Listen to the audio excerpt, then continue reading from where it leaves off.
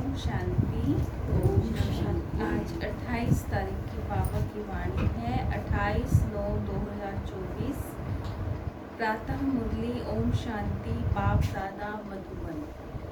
बाबा बोले, मीठे बच्चे, जब तुम नंबरवार सतो प्रधान बनेंगे तब यह नेचुरल कैलामिटीज व विनाश का फोर्स बढ़ेगा और यह पुरानी दुनिया समाप्त हो जाएगी। प्रश्न है, कौन सा पुरुषार्थ करने वालों को बाप का पूरा वर्षा प्राप्त होता है? उत्तर है, पूरा वर्षा लेना है तो पहले बाप को अपना वारिस बनाओ। अर्थात जो कुछ तुम्हारे पास है वह सब कुछ बाप पर बलिहार करो। बाप को अपना बच्चा बना लो तो पूरे वर्षे के अधिकारी बन जाएंगे। दूसरा पॉइंट है, संपूर्ण पवित्र बनो। पवित्र बनो तब पूरा वर्षा मिलेगा। संपूर्ण पवित्र नहीं, अंडरलाइन, संपूर्ण पवित्र नहीं तो मोचरा खाकर थोड़ी सी वाणी मिल जाएगी। सजाए खाए। ओम शांति। बच्चों को सिर्फ एक की याद में नहीं बैठना है, 3 की याद में बैठना है। भले एक ही है परंतु तुम जानते हो वह बाप भी है, शिक्षक भी है, सतगुरु भी है। हम सबको वापस ले जाने आए हैं, यह बात तुम ही समझते हो। बच्चे जानते हैं वह जो भक्ति सिखाते हैं, शास्त्र सुनाते हैं, वह सब है मनुष्य। इनको तो मनुष्य नहीं कहेंगे ना, यह तो है निराकार। निराकार आत्माओं को बैठ पढ़ाते हैं, आत्मा शरीर द्वारा सुनती है। यह ज्ञान बुद्धि में होना चाहिए। अभी तुम बेहद के बाप की याद में बैठे हो। बेहद के बाप ने कहा है, रूहानी बच्चों मुझे याद करो तो पाप कट जाए। यहाँ शास्त्र आदि की कोई बात नहीं। जानते हो बाप हमको राजयोग सिखा रहा है। कितना भारी टीचर है। ऊंचते ऊंच तो पद भी ऊंचते ऊंच प्राप्त कराते हैं। जब तुम सतो प्रधान बन जाएंगे नंबरवार पुरुषार्थ अनुसार, तब फिर लड़ाई होगी, नेचुरल कैलामिटीज भी होगी। याद भी जरूर करना है। बुद्धि में सारा ज्ञान भी होना चाहिए। सिर्फ एक ही बार पुरुषोत्तम संगम युग पर बाप आकर समझाते हैं नई दुनिया के लिए। छोटे बच्चे भी बाप को याद करते हैं। तुम तो समझदार हो, जानते हो बाप को याद करने से विकर्म विनाश होंगे और बाप से उच्च पद पाएंगे। यह भी जानते हो इन लक्ष्मी नारायण ने नई दुनिया में जो पद पाया है वह शिव बाबा से ही पाया है। यह लक्ष्मी नारायण ही फिर 84 का चक्र लगाकर अभी ब्रह्मा सरस्वती बने हैं। यही फिर लक्ष्मी नारायण बनेंगे। अभी पुरुषार्थ कर रहे हैं सृष्टि के आदि मध्य अंत का तुमको ज्ञान है। अब तुम अंधश्रद्धा से देवताओं के आगे माथा नहीं झुकाएंगे। देवताओं के आगे मनुष्य जाकर अपने को पतित सिद्ध करते हैं। कहते हैं आप सर्वगुण संपन्न हो, हम पापी विकारी हैं, कोई गुण नहीं। तुम जिनकी महिमा गाते थे, अभी तुम स्वयं बन रहे हो। कहते हैं बाबा, यह शास्त्र आदि कब से पढ़ना शुरू हुआ है? बाप कहते हैं, क्या कहते होंगे बाप? द्वापर से जब से रावण राज्य शुरू हुआ है। त्रेता और द्वापर यह के सब समय है से ना। भक्ति की सामग्री। तुम जब यहाँ बैठते हो तो बुद्धि में सारा ज्ञान धारण होना चाहिए। यह संस्कार आत्मा ले जाएगी। भक्ति के संस्कार नहीं जाने हैं। भक्ति के संस्कार वाले पुरानी दुनिया में मनुष्यों के पास ही जन्म लेंगे। यह भी जरूर है। तुम्हारी बुद्धि में यह ज्ञान का चक्कर चलना चाहिए। साथ साथ बाबा को भी याद करना है। बाबा हमारा बाप भी है। बाप को याद किया तो विकर्म विनाश होंगे। बाबा हमारा टीचर है तो पढ़ाई बुद्धि में आएगी। सृष्टि चक्र का ज्ञान बुद्धि में है, जिससे तुम चक्रवर्ती राजा बनेंगे। याद की यात्रा चल रही है। ओम शांति। भक्ति और ज्ञान, बाप को कहा जाता है ज्ञान का सागर। उनको भक्ति का सारा मालूम है। भक्ति कब शुरू हुई, कब पूरी होगी, मनुष्यों को यह पता नहीं। बाप ही आकर समझाते हैं। सतयुग में तुम देवी देवता विश्व के मालिक थे, वहां भक्ति का नाम नहीं, एक भी मंदिर नहीं। घर घर ही मंदिर हो गया। मंदिर किसके होंगे जब सब देवी देवता ही थे। पीछे जब आधी दुनिया पुरानी होती है, यानी 2500 वर्ष पूरे होते हैं, अथवा त्रेता और द्वापर का संगम होता है, तब रावण आता है। संगम तो जरूर चाहिए। त्रेता और द्वापर के संगम पर रावण आते हैं, जबकि देवी देवता वाम मार्ग में गिरते हैं। यह सिवाय तुम्हारे कोई नहीं जानते। बाप भी आते हैं कलयुग अंत और सतयुग के आदि के संगम पर, और रावण आता है त्रेता और द्वापर के संगम पर। अब उस संगम को कल्याणकारी नहीं कहेंगे। कौन से वाले संगम को? रावण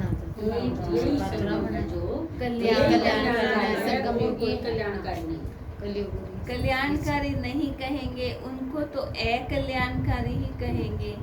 बाप का ही नाम कल्याणकारी है। द्वापर से अकल्याणकारी युग शुरू होता है। बाप तो है चैतन्य बीज रूप, उनको सारे झाड़ की नॉलेज है। वह बीज भी अगर चैतन्य हो तो समझावे, मेरे से यह झाड़ ऐसे निकलता है, परंतु जड़ होने कारण बता नहीं सकता। हम समझ सकते हैं बीज डालने से पहले झाड़ छोटा सा निकलता है, फिर बड़ा हो फल देना शुरू हो जाता है, परंतु चैतन्य ही सब कुछ बता सकते हैं। दुनिया में तो आजकल मनुष्य क्या क्या करते रहते हैं, इन्वेंशन निकालते रहते हैं, चंद्रमा में जाने की कोशिश करते हैं। यह सब बातें अभी तुम सुन रहे हो। चंद्रमा तरफ कितना ऊंचा लाखों माइल्स तक चले जाते हैं जांच करने के लिए कि देखें चंद्रमा क्या चीज है। अपने अंदर नहीं जाते कितनी गहराई है, लेकिन बाहर समुंदर में कितना दूर तक जाते हैं, जांच करते हैं, परंतु अंत पा नहीं सकते। पानी ही पानी है। एरोप्लेन में ऊपर जाते हैं, उनको पेट्रोल इतना डालना है जो फिर वापस भी आ सके। आकाश बेहद है ना, सागर भी बेहद है। जैसे यह बेहद का ज्ञान सागर है, वह पानी का बेहद का सागर। आकाश तत्व भी बेहद है, धरती भी बेहद है, चलते जाओ, सागर के नीचे फिर धरती है। पहाड़ी किस पर खड़ी है? धरती पर। फिर धरती को खोदते हैं तो पहाड़ निकल आता, उसके नीचे फिर पानी भी निकल आता है। सागर भी धरनी पर है, उसका कोई अंत नहीं पा सकते हैं कि कहाँ कहाँ तक पानी है, कहाँ कहाँ तक धरती है। परम पिता परमात्मा जो बेहद का बाप है, उनके लिए बेअंत नहीं कहेंगे। मनुष्य भले कहते हैं ईश्वर बेअंत है, माया भी बेअंत है, परंतु तुम समझते हो ईश्वर तो बेअंत हो ही नहीं सकता। बाकी यह आकाश बेअंत है। यह 5 तत्व हैं, आकाश, वायु, धरती, जल, अग्नि। ये 5 तत्व तमो प्रधान बन जाते हैं। आत्मा भी तमो प्रधान बन जाती है। इस समय आत्मा क्या है? तमो प्रधान है। फिर बाप आकर सतो प्रधान बनाते हैं।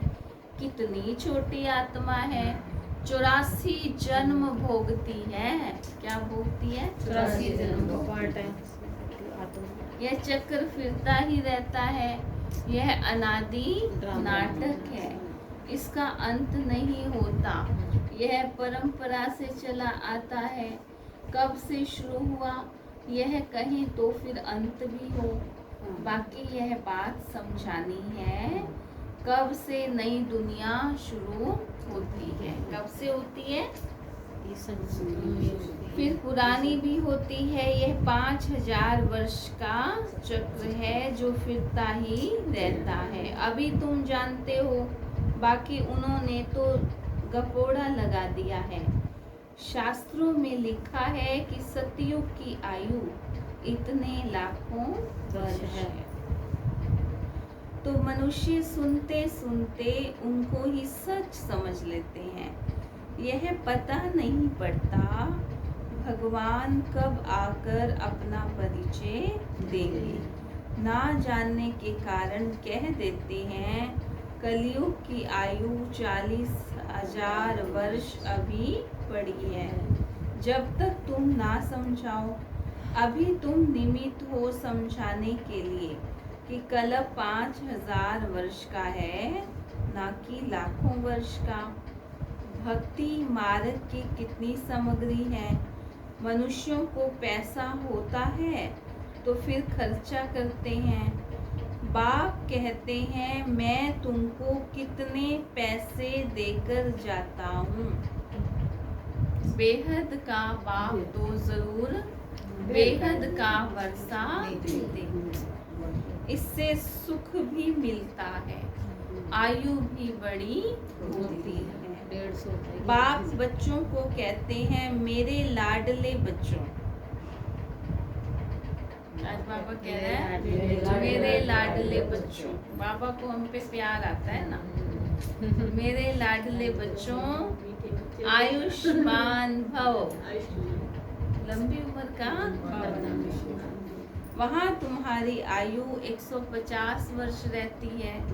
वहाँ काल नहीं खा सकता।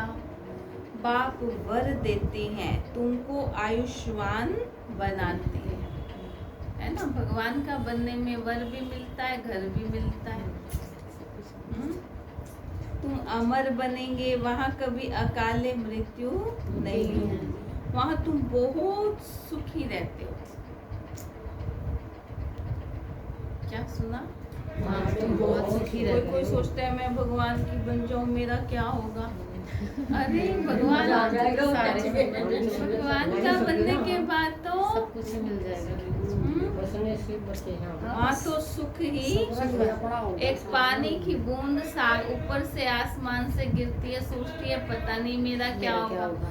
लेकिन जो भगवान के भरोसे गिरती है वो सीप के मुंह में पड़ती है और मोती बन। ठीक है ना। तो इसलिए ये स्टोरी भी है। कहा जाता है सुख सुख धाम। धाम। क्या कहा जाता है? आयु भी बड़ी होती, धन भी बहुत मिलता, सुखी भी बहुत रहते हो, ताली भी नहीं बजाते हो, इतना कुछ मिलता है। कंगाल से सिरताज बन जाते हो। तुम्हारी बुद्धि में है बाप आते हैं देवी देवता धर्म की स्थापना करने, वह तो जरूर छोटा झाड़ होगा। वहाँ है ही एक धर्म, एक राज्य, एक भाषा, उसको ही कहा जाता है विश्व में शांति। सारे विश्व में हम ही पाठधारी हैं, यह दुनिया नहीं जानती। अगर जानती हो तो बताए कब से हम पाठ बजाते आए हैं। अभी तुम बच्चों को बाप समझा रहे हैं, गीत में भी है ना, बाबा से जो मिलता है सो और कोई से नहीं मिलता। सारी पृथ्वी आसमान सारी विश्व की राजधानी दे देते हैं। ये लक्ष्मी नारायण विश्व के मालिक थे। फिर बाद में जो राजाएं आदि होते हैं वह भारत के थे। गायन भी है, जो बाबा देते हैं वह और कोई दे नहीं सकता। बाप ही आकर प्राप्ति कराते हैं। तो यह सारा ज्ञान बुद्धि में रहना चाहिए, जो कोई को भी समझा सको। इतना समझने का है। अब समझा कौन सकते हैं? जो बंधन मुक्त हो। बाबा के पास जब कोई आते हैं तो बाबा पूछते हैं कितने बच्चे हैं, तो कहते 5 बच्चे अपने हैं और छठा बच्चा शिव बाबा है। तो जरूर सबसे बड़ा बच्चा ठहरा है ना, शिव बाबा के बन गए। तो फिर शिव बाबा अपना बच्चा बनाए विश्व का मालिक बना देते हैं, बच्चे वारिस हो जाते हैं। यह लक्ष्मी नारायण शिव बाबा के पूरे वारिस हैं। आगे जन्म में शिव बाबा को सब कुछ दे दिया, तो वर्षा जरूर बच्चों को मिलना चाहिए। बाबा ने कहा मुझे वारिस बनाओ, फिर दूसरा कोई नहीं। कहते बाबा ये सब कुछ आपका है, आपका फिर हमारा है। आप हमको सारे विश्व की बादशाही का वर्षा देते हो, क्योंकि तुमको जो कुछ था वह दे दिया। ड्रामा में नूंद है ना, अर्जुन को विनाश भी दिखाया तो चतुर्भुज भी दिखाया। अर्जुन कोई और तो नहीं है, इनको साक्षात्कार हुआ, देखा राजाई मिलती है, तो क्यों ना शिव बाबा को वारिस बनाऊं। वह फिर हमको वारिस बनाते हैं। यह सौदा तो बहुत अच्छा है, कभी कोई से कुछ पूछा नहीं, गुप्त सब कुछ दिया। इसको कहा जाता है गुप्त दान। किसी को क्या पता इन्हों को क्या हो गया, किन्होंने समझा इनको वैराग आया, शायद सन्यासी बन गया। तो यह बच्चियां भी कहती हैं 5 बच्चे तो अपने हैं, बाकी एक बच्चा हम इनको बनाएंगे। इसने भी सब कुछ बाबा के आगे रख दिया, जिससे बहुतों की सर्विस हो। बाबा को देख सबको ख्याल आया, सब घर बार छोड़ भाग आए। वहाँ से ही हंगामा शुरू हुआ। घर बार छोड़ने की उन्होंने हिम्मत दिखाई। शास्त्रों में भी लिखा है भट्ठी बनी थी, क्योंकि उन्होंने एकांत जरूर चाहिए, सिवाय बाप के और कोई याद ना रहे, मित्र संबंधियों आदि की भी याद ना रहे, क्योंकि आत्मा जो पतित बनी है उनको पावन जरूर बनाना है। बाप कहते हैं ग्रस्त व्यवहार में रहते पवित्र बनो, इस पर ही मुसीबत आती है। कहते हैं ये स्त्री पुरुष के बीच में झगड़ा डालने वाला ज्ञान है, क्योंकि एक पवित्र बने दूसरा ना बने तो मारा मारी चल पड़े। इन सब ने मारे खाई हैं चलेंगे ना, क्योंकि अचानक नई बात हुई ना, सब आश्चर्य खाने लगे। यह क्या हुआ जो इतने सब भागते हैं, मनुष्यों में समझ तो नहीं है। इतना कहते थे कोई ताकत है, ऐसा तो कभी हुआ नहीं जो अपना घर बार छोड़ भागे। ड्रामा में यह सब चरित्र शिव बाबा के हैं। कोई हाथ खाली भागे यह भी खेल है। घर बार आदि सब छोड़ भागे, कुछ भी याद नहीं रहा, बाकी सिर्फ यह शरीर है जिससे काम करना है। आत्मा को भी याद की यात्रा से पवित्र बनाना है, तब ही आत्मा वापिस जा सकेगी। स्वर्ग में अपवित्र आत्मा तो नहीं जाना कायदा नहीं। मुक्ति धाम में पवित्र ही जाइए, पवित्र बनने में ही कितने विघ्न पड़ते हैं। आगे कोई सत्संग आदि में जाने के लिए रुकावट थोड़े ही होती थी। कहाँ में चले जाते थे? यहाँ पवित्रता के कारण विघ्न बढ़ते हैं। यह तो समझते हैं पवित्र बनने बिगड़ तो घर जा नहीं सकेंगे। धर्म राज द्वारा मोचरे खाने पड़ेंगे, फिर थोड़ी मानी मिलेगी। मोचरा नहीं खाएंगे तो पद भी अच्छा मिलेगा। ये समझ की बात है। बाप कहते हैं मीठे बच्चों, तुमको हमारे पास आना है। यह पुराना शरीर छोड़ पवित्र आत्मा बन के आना है। क्या सुना? तुम्हारे पास आना है, पवित्र आत्मा बन के। फिर जब 5 तत्व सतो प्रधान नए हो जाएंगे, तब तुमको शरीर भी नए सतो प्रधान मिलेंगे। सारे उथल पाथल हो गए, बन जाएंगे। जैसे बाबा इनमें आकर बैठते हैं, वैसे आत्मा बिगर कोई तकलीफ गर्भ महल में जाकर बैठेगी। कितनी अच्छी बात होता है। जैसे ही मैं आके बैठ जाते हैं ऐसे ही कर। अब गर्भ महल में कोई सजा नहीं होगी। क्यों नहीं होगी? पता है आपको क्यों नहीं होगी? गर्भ में तो गर्भ में तो आत्मा अगर रहेगी तो सजा होती है ना, लेकिन वहाँ सजा नहीं होगी। इसका कारण बताऊंगी। योग बल से वहाँ फिर जब समय होता है तो बाहर आ जाती है, जैसे बिजली चमक जाती है, क्योंकि आत्मा पवित्र है। यह सब ड्रामा में अच्छा।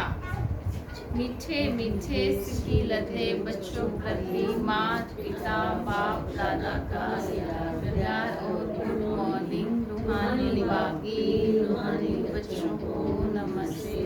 हम रूहानी बच्चों की रूहानी बाप दादा को दिलवाजान शिवा प्यार प्यार गुड मॉर्निंग नमस्ते नमस्ते नमस्ते। धारणा के लिए मुख्य सार। फर्स्ट पॉइंट, आत्मा को पावन बनाने के लिए एकांत की भट्टी में रहना है। एक बाप के सिवाय दूसरा कोई मित्र संबंधी याद नहीं। दूसरा, बुद्धि में सारा ज्ञान रख बंधन मुक्त बन दूसरों की सर्विस करनी है। बाप से सच्चा सौदा करना है। जैसे बाप ने सब कुछ गुप्त किया, ऐसे गुप्त दान करना। वरदान, माया के विकराल रूप के खेल को साक्षी होकर देखने वाले माया जीत भव। माया के विकराल रूप के खेल को साक्षी होकर देखने वाले माया जीत भव। माया को वेलकम करने वाले उसके विकराल रूप को देखकर घबराते नहीं। साक्षी होकर खेल देखने से मजा आता है, क्योंकि माया का बाहर से शेर का रूप है, लेकिन उसमें ताकत बिल्ली से भी कम है। सिर्फ आप घबरा कर उसे बड़ा बना देते हो, क्या करूं, कैसे होगा। लेकिन यही पाठ याद रखो, जो हो रहा है वो अच्छा और जो होने वाला है वो भी अच्छा। साक्षी होकर खेल देखो तो माया जीत बन जाएगी। स्लोगन है, जो सहनशील है वह किसी के भाव स्वभाव में जलते नहीं।